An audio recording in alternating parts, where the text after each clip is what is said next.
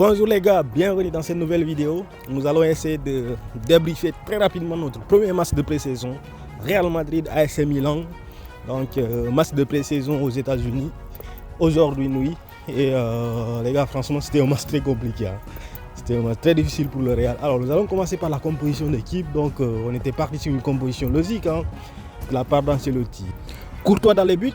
En défense, Rudiger était là, accompagné de Valeo. Et latéral gauche, Fran Garcia. Lucas Vázquez, latéral droit. Au milieu, on a eu Mario Martins, donc, qui est accompagné par Modric et Ceballos. Et maintenant en attaque, on a notre petite triplette. Hendrik, Arda Güler à droite et Brahim Diaz à gauche.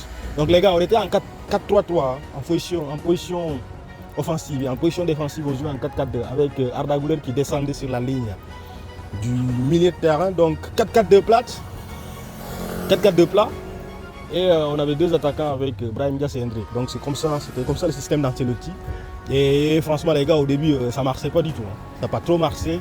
On a subi très rapidement beaucoup d'occasions de la part de Milan qui pouvaient très rapidement prendre l'avantage en l'espace de 5 premières minutes. Hein. Ils pouvaient marquer 2 buts s'il n'y avait pas Courtois dans les cases. Donc voilà, donc c'était pas ouf comme match. C'était pas ouf comme match. C'est pas le match qu'on attendait tous. Hein, parce que on attendait quand même à avoir minimum de jeu, minimum de compétition, même si les gars c'est normal quand même hein, parce que c'est le premier match. Milan a déjà fait des matchs, hein, ils ont fait un match contre Manchester City, il avait même gagné, si je ne me trompe pas, 3-1. Donc nous c'était notre premier match hein, et ça se voyait. Je voyais clairement qu'on n'était pas prêt, surtout physiquement, parce qu'on n'arrivait pas à faire le pressing. Le contre-pressing il était compliqué. Et c'est tout le contraire de Milan. Milan, ils ont déjà fait quelques matchs, dont un match contre City qu'ils avaient gagné.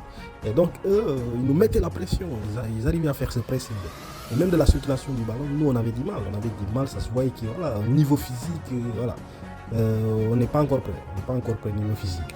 Mais il y a de très bonnes nouvelles dans tout ça. Il y a de très bonnes nouvelles parce qu'il y a quelques autres qui ont montré de très belles choses. Notamment le premier Arda Güler, les gars, Arda Güler. Mais quelle pépite. Franchement, Arda, il a montré dans ce match-là pourquoi il devrait quand même prétendre cette année à une place de titulaire. Parce qu'il a pris le jeu à son compte. De la circulation du ballon, c'est lui qui organisait tout. On aurait pensé que c'est Modric qui aurait pris ce rôle-là, mais c'était Arda qui était à la baguette, qui organisait les jeux. Et franchement, il était bon. Il était bon, même si voilà, il manquait des fois de consistance. Des fois, il perdait un peu le ballon. Güler a fait un très bon match. Il a ébloui par sa technique, par sa vision de jeu, par son sens tactique. Et ça, c'est très très important parce que, rappelez-vous les gars, la saison dernière, Ancelotti avait du mal à titulariser Arda dans les matchs importants. Pourquoi? Parce qu'il considérait que son jeu défensif n'était pas assez bon pour jouer dans une équipe comme le Real et notamment dans des matchs à haute intensité. Parce que Arda, certes, il était très bon offensivement, mais défensivement pour couvrir les espaces, pour jouer à haute intensité et pouvoir booster, mais revenir en défense et aider les coéquipiers, c'est un peu. Mais sur ce match de la nuit d'aujourd'hui, parce que c'est aujourd'hui, c'était à 1h du matin. Donc on va dire Arda a montré à Ancelotti qu'il pouvait avoir cette palette aussi défensive. Hein. Il était présent défensif, il était costaud dans les duels, il arrivait à se replacer, il arrivait à aider le latéral droit qui est Vázquez.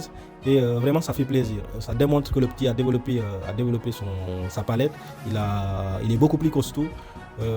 Et il n'aura plus les critiques de l'année dernière. Ouais, parce que franchement, il faut dire la vérité. L'année dernière, certes, le petit était très bon offensivement, mais défensivement, ça ne faisait pas l'affaire. Donc, certes, il ne pourra jamais faire du Valverde ou du Camavinga, mais néanmoins, il fera l'essentiel. Il est disponible et il est costaud. Et ça, c'est même ce que dit le staff technique du Real. Donc, tout le monde a constaté qu'Arda, physiquement, il s'est transformé. Et ça s'est vu dans son match d'hier contre le Milan. Vraiment, sur le plan défensif, il y a rien à dire. Un autre joueur que je considère également qu'il a fait un très bon match, c'était Brahim Diaz, les gars. Et franchement, c'est pas étonnant quand on connaît la qualité de Brahim avec le ballon, dans ses dribbles, dans ses prises de balle, dans ses décalages, dans ses contrôles orientés. Franchement, tout était présent. Malheureusement, il a gâché son match par cette perte de balle qui a conduit au but du Milan AC. Bon, c'est la tâche sur ce match. Mais sinon, pour l'essentiel, c'était du très très haut niveau. C'est du Brahim comme d'habitude. Ceballos aussi a fait un très bon match. Il a été très bien dans cette capacité à s'en sortir dans les petits espaces, à pouvoir se sortir de situations compliquées sous pression de l'adversaire, à contrôler aussi le jeu. Mais là où il me fatigue, il nous allons vers l'avant, toujours latéral, vers l'arrière. Voilà, c'est ça le problème avec Ceballos. C'est ça qui fait qu'il n'arrive pas à s'imposer au Real. Donc il faut que plus souvent il joue vers l'avant, il essaie de trouver très rapidement les attaquants. C'est ce qui manque dans son jeu. Mais sinon, globalement, il a fait un très bon.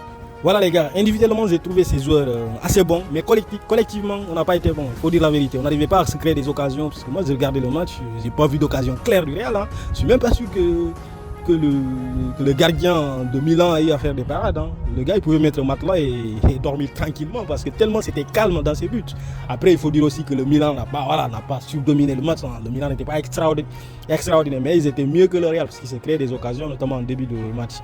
Et même en fin de match, ils ont eu un poteau, hein, où je pense que c'était la barre. Voilà. Donc voilà, le Milan a fait un plus bon match que le Real. Le Real n'était pas inspiré, on était lent. Et voilà, franchement, c'est un match à oublier. Hein, c'est un match à oublier. S'il y a des gens qui ne l'ont pas regardé, c'est inutile d'aller chercher le match pour le regarder. Parce qu'il n'y a rien d'intéressant, pratiquement. Maintenant, vu qu'il n'y a pas eu grand-chose d'intéressant dans ce match à débriefer, j'ai envie de revenir sur ce joueur qui m'a beaucoup impressionné, surtout parce que c'est un gamin de 16 ans.